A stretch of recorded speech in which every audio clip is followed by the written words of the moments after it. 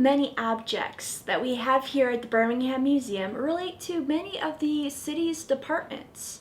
And this one here was donated in 2003 by Connie Folk, who is currently the recreational coordinator for the city of Birmingham.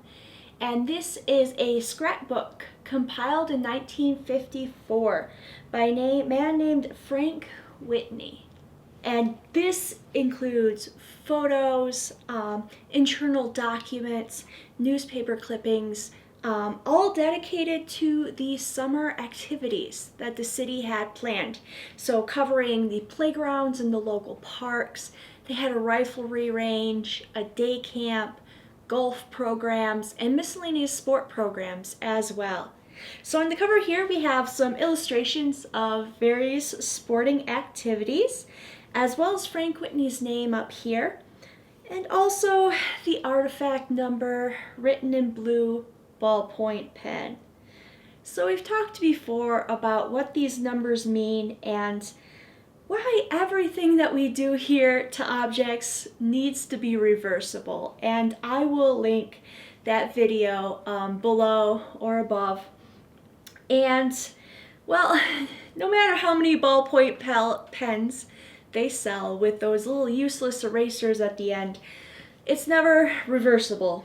But moving on, we have a roster of employees, the yearly budget, which shows that they spent a little over $8,000 for summer activities on playgrounds, swimming programs, baseball, music, summer sports, the radio workshop, and the riflery program.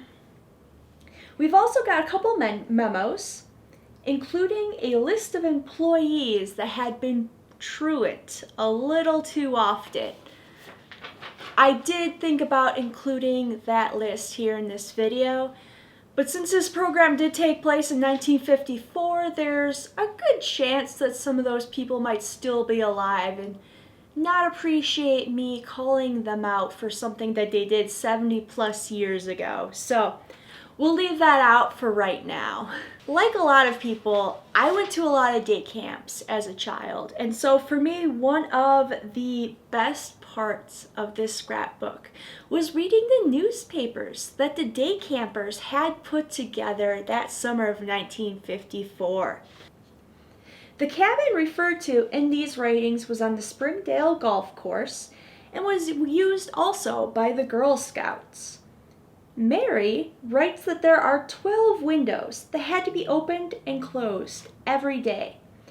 And then she, or perhaps another Mary, there's no last names in these newspapers, writes that they have golf lessons there as well. Mary Lee, Patsy, and Sharon document the crafts that they had worked on, while Paul gives us the checkers tournament bracket. Congrats to Tim for taking it all. The summer radio program put on a series of episodes taken from Alice in Wonderland, and then took a trip through the WWJ television studios and got to ask Vice President of Production questions about working in TV and radio. And finally, the rifle range saw a total of 499 youngsters come out for instruction and practice. Did you attend any summer activities or programs put on by the city, either in 1954, before, or afterwards? Let us know in the comments.